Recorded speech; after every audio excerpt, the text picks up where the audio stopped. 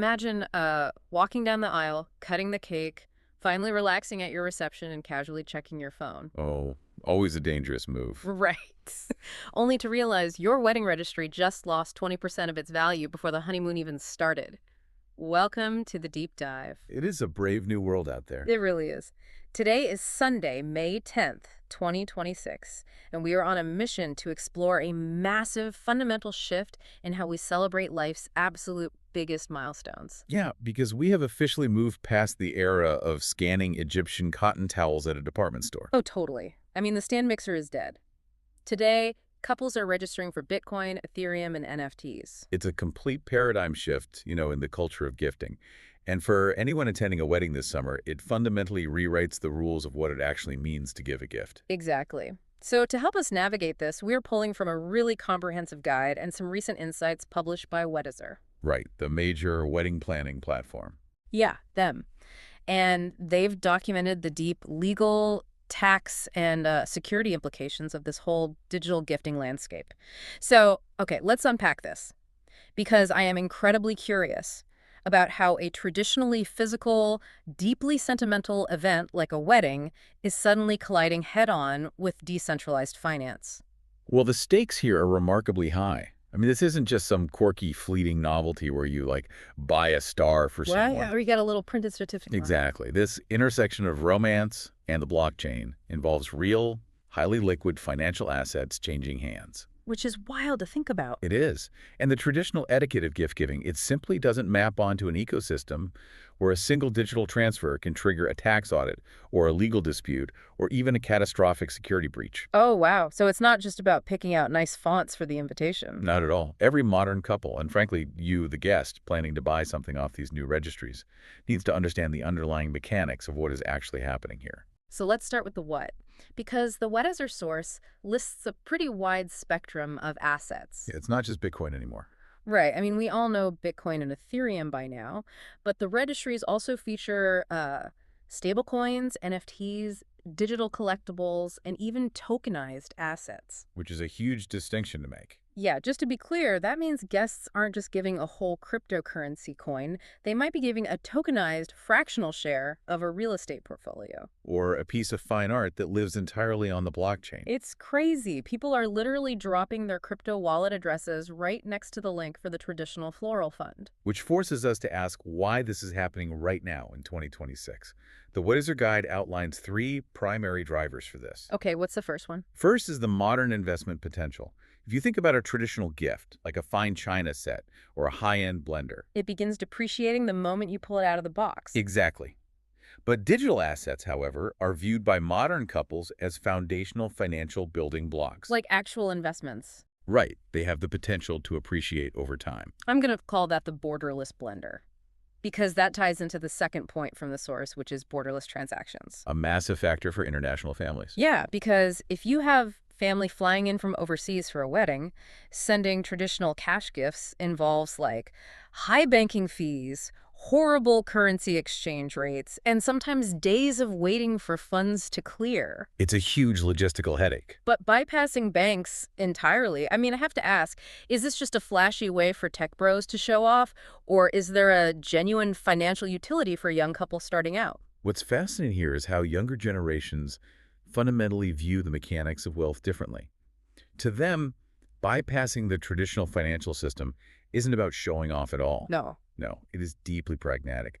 Let's think about how a traditional bank works. The bank is, it's like a bouncer at an exclusive club.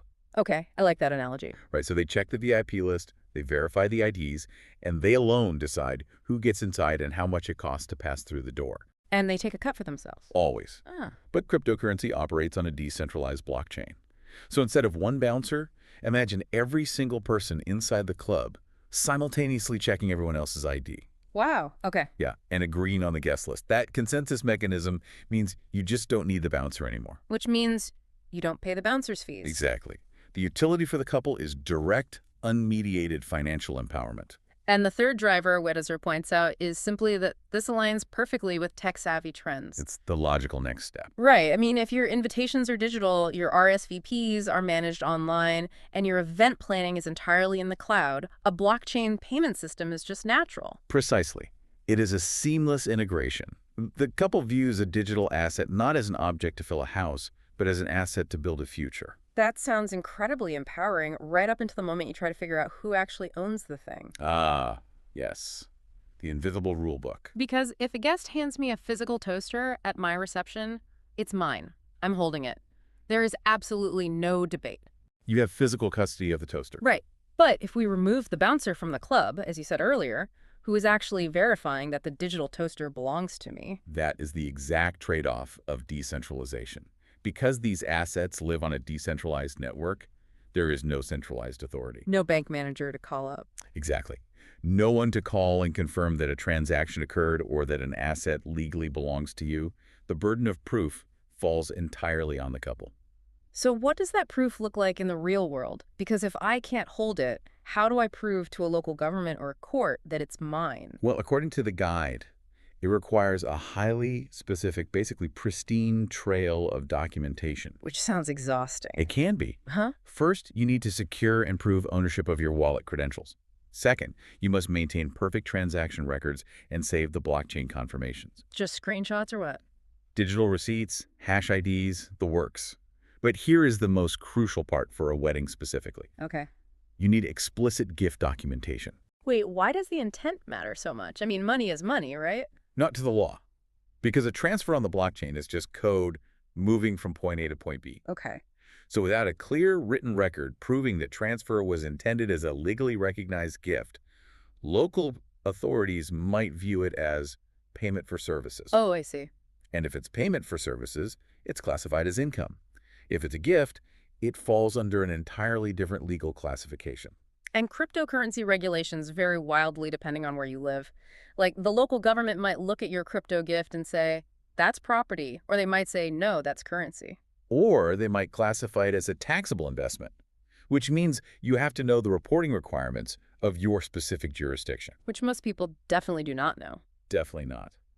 But the ownership complexities go far beyond just proving the asset is yours. We really need to talk about the NFTs. Well, let's do that. Non-fungible tokens, because this is where the Weddizer guide highlights a truly wild legal trap. It catches so many people off guard. The source notes that when you are gifted an NFT, you aren't just getting a cute digital picture of an ape or a landscape. No, it's much more than a JPEG. Right. You are stepping into a complex web of licensing rights, intellectual property ownership, and sometimes ongoing royalty agreements. This raises an important question. What exactly are you agreeing to when you accept that transfer? Because an NFT is powered by a smart contract. Wait, back up. Explain that. How does an NFT accidentally force me into a royalty agreement? I thought I just owned a picture. It's a common misconception. A smart contract is basically self-executing code. Think of it like a digital vending machine. A vending machine. Yeah. With a physical vending machine, you put in $1, you press a button, and the machine automatically dispenses a soda without a human clerk needing to facilitate the trade. Okay, because the rules are just built in. The rules are hard-coded into the machine. A smart contract works the exact same way on the blockchain. So how does the artist fit into the vending machine?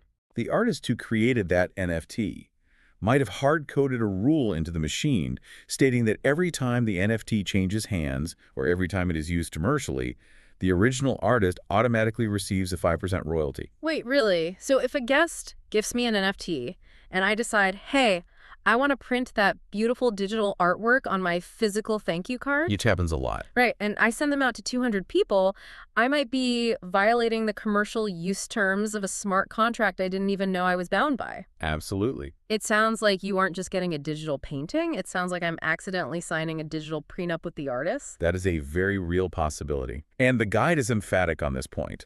Most couples simply aren't equipped to manage these complex smart contracts while they're in the middle of tasting cakes and picking out floral arrangements. Yeah, nobody has time for that. Exactly. So for high-value digital gifts, consulting a legal or tax professional is highly recommended. Because without that centralized bank, you're on your own.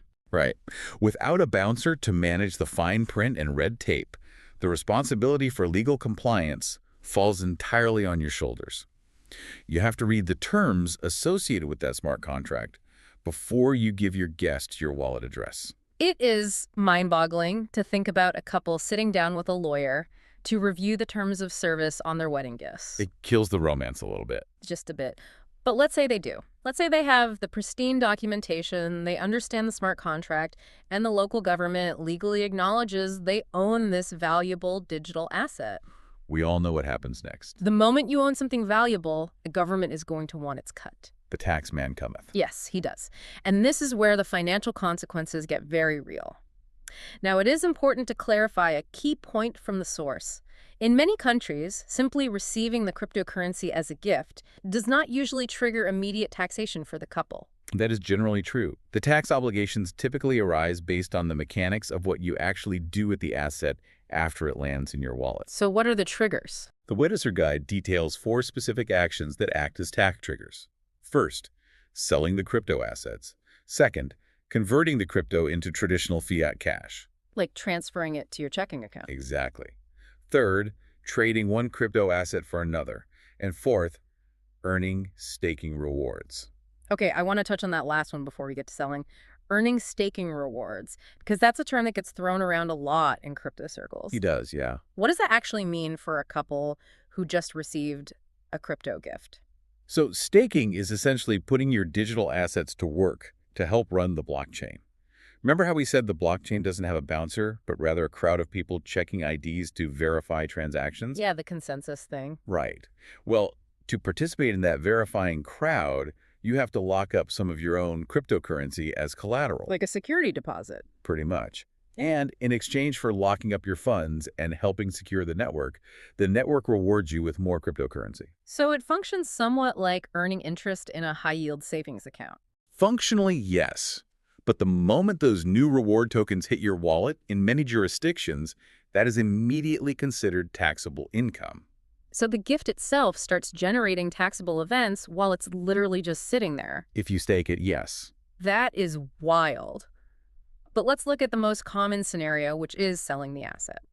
The Weddizer Guide gives a very clear example of how capital gains taxes work here. It's a great example. Let's say your college roommate gifts you and your partner Bitcoin.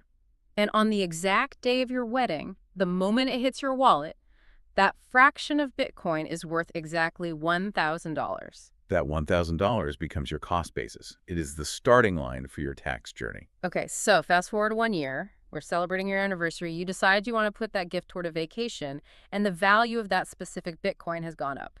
You sell it for $3,000. Nice little profit. Yeah, but you didn't just make $3,000 free and clear. That $2,000 difference, the gain between the cost basis and the sale price, is what may be subject to capital gains tax. And this is exactly why we emphasized the pristine documentation earlier. The taxable amount is calculated based on the asset's market value at the exact time of the exchange. Meaning the day of the wedding. Right. If you don't have a record of what the Bitcoin was worth at the minute it was gifted to you, you cannot accurately calculate your cost basis. Which sounds like a problem. A huge problem. Because if the government decides to audit you and you can't prove the cost basis, they might just assume the basis is zero. Oh, no. Yeah, meaning you pay taxes on the entire $3,000. Ouch. That is brutal. It is. But there is another twist regarding gift taxes. The guide points out that in some jurisdictions, it isn't just the recipient who has to worry. Wait, the person giving the gift has to worry too. Yes, if you are a guest and the value of the digital asset you are gifting exceeds the annual gift exemption limits set by your local tax authority, you, the giver, might be the one on the hook for gift tax. So if you're attending a wedding this summer and feeling really generous with your crypto portfolio, you might accidentally saddle yourself with a massive tax headache if you don't document it properly. It's a real risk. You know what it's like? It's like getting a puppy as a gift. A puppy. Yeah. It's incredibly cute and exciting on the day of the wedding, but it's going to keep costing you money and requiring constant maintenance and a whole lot of paperwork down the line. That is incredibly accurate. It's an ongoing liability. Crypto tax regulations are constantly evolving on a global scale. So you can't just set it and forget it? You cannot rely on what the tax rules were last year. You must track the market value continuously. Without meticulous spreadsheets, accurate tax reporting is virtually impossible. And if this digital puppy requires a dedicated spreadsheet just to stay legal, and we're talking about assets worth thousands of dollars, a couple can't exactly just leave these funds sitting around on a smartphone app they might accidentally drop in the ocean on their honeymoon. Definitely not. You wouldn't leave a stack of gold bars on your coffee table. So let's talk about how couples are actually securing these digital registries. Security is paramount, and the guide outlines several non-negotiable best practices. The primary recommendation is the use of hardware wallets. Which are physical devices, right? Yes, a hardware wallet is a physical device. It often looks like a USB flash drive that stores your digital cryptographic keys completely offline. So not on an app. Right. The source notes these are considered significantly safer than leaving your assets on an online exchange, which is essentially a centralized honeypot for hackers. Okay, but wait, I have to push back on that. Go for it. If I leave my money in a regulated online exchange and I forget my password, I just click forgot password and I verify my email. Sure. But if I have a hardware wallet, like a tiny little flash drive, and I lose it while moving into a new house, isn't my entire wedding fund just gone forever? How is that actually safer than an exchange? It is a trade-off between absolute control and institutional safety nets. When you leave your assets on an exchange, you are using a custodial wallet. Meaning they have custody. Exactly. The exchange holds the keys. If the exchange goes bankrupt or gets hacked, your assets could be frozen or stolen. Hmm. And crypto deposits rarely have the same government insurance protections as traditional bank accounts. Ah, right. No FDIC insurance. Usually not. A hardware wallet, on the other hand, is non-custodial. You are your own bank. Which means you take on the bank's responsibility. Yes. If you lose the physical device, it's a problem. But that brings us to the fail-safe, which is the wallet recovery phrase, sometimes called a seed phrase. Right. The string of 12 to 24 random words. Exactly. The seed phrase isn't just a password. It is the mathematical master blueprint to rebuild your safe. Rebuild the safe. Yeah. Even if you lose the physical flash drive, if you have your seed phrase, you can buy a new device, input the words, and restore your access to the assets on the blockchain. Oh, I see. But, and this is a massive but, if you lose the hardware wallet and you lose the recovery phrase, you permanently lose access to those assets. There is no customer service hotline to call. Wow. So couples need to store this recovery information securely, completely offline, maybe even in a physical fireproof safe or a bank safety deposit box. They absolutely must. And finally, on the security front, the guide warns couples to be hyper-vigilant about scams. Because where there's money, there are scammers. Always. Wedding forums are increasingly targeted by bad actors pushing guaranteed return investment opportunities or phishing links disguised as vendor invoices. Disguised as the caterer or something. Exactly. You must verify every single wallet address before transferring anything. It is a staggering amount of responsibility for a couple just starting their lives together. It really is. But despite all these hurdles, the taxes, the smart contract traps, the security risks, the Weddizer guide makes it clear that adding crypto to a registry has real, tangible benefits. Oh, absolutely. It offers flexible gifting, it solves the international transfer problem, and it provides the potential for genuine investment growth. But, okay, here's where it gets really interesting. Let's hear it. If the value of these assets can fluctuate wildly, like 20% in a weekend, while you're on your honeymoon, how do you actually plan a life together with money that won't sit still? That's a great question. How do you sit down and budget for a down payment on a house if your wedding registry is bouncing up and down based on market volatility? If we connect this to the bigger picture, the answer to volatility is diversification. Okay, diversification. A modern wedding financial strategy cannot exist in a vacuum. It requires deliberate balance. The guide explicitly warns against placing all of your wedding funds into highly volatile digital assets. So you shouldn't just have a Bitcoin registry. Definitely not. You have to weave these crypto gifts into a broader, much more stable lifestyle and financial plan. So you offset the risk. You balance the volatile crypto with traditional fiat savings accounts. You align the investments with your shared life goals. If your immediate goal is home ownership, travel plans, or building a 6-month emergency savings fund, those funds need to be in stable, reliable vehicles. Like traditional cash. Right. The crypto gift should be viewed as a long-term growth component of that larger strategy, not the entirety of your liquid net worth. That makes a lot of sense. And this is exactly where platforms like Weddizer are stepping in to provide utility. They help couples navigate this specific tension, allowing them to embrace these modern, borderless gifting ideas while structuring their registries to remain grounded in sound, diversified financial planning. So they're building the infrastructure for a totally new kind of financial start. Exactly. And looking at the insights in this guide, it's clear we are just at the very beginning of this journey. The source gives us a glimpse into the future of the wedding industry, and it is genuinely mind-bending. The evolution is moving far beyond just using crypto as a registry alternative.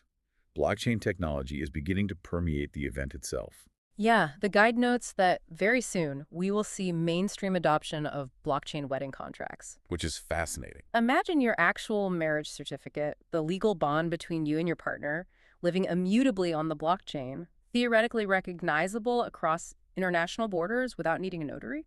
And it doesn't stop there. We are also seeing the rise of NFT wedding invitations. Now, explain why anyone would want an NFT invitation instead of a nice piece of heavy cardstock. Because an NFT invitation can act as both a verifiable digital ticket to gain entry to the event, preventing wedding crashers, and a permanent immutable keepsake. Oh, to stop crashers. That's clever. Yeah, and the couple could even program the smart contract to airdrop exclusive photos or digital thank you notes to those specific wallets after the wedding. That is wild. You just wake up and the photos are in your wallet. Exactly. The source also mentions crypto honeymoon funds, where the funds aren't just sitting in an account, but are held in smart contracts that automatically release the money to the couple as they reach certain GPS destinations on their trip. Like unlocking achievements. Yeah, and we'll even see entirely virtual metaverse wedding celebrations for elderly guests or overseas family who simply can't attend in person, complete with tokenized wedding experiences. The sheer creativity of how decentralized technology is blending with one of our oldest human traditions is astounding. It really is. The fundamental way we celebrate and the way we financially launch a new family is transforming right in front of us. So what does this all mean for you? Even getting educated. Well, yeah. Whether you are planning a wedding, attending one as a guest this season, or just fascinated by the culture shifting around us, being informed is your best asset. The modern gift requires a deeply modern understanding of law, taxes, and security. Absolutely. The potential for financial flexibility and generational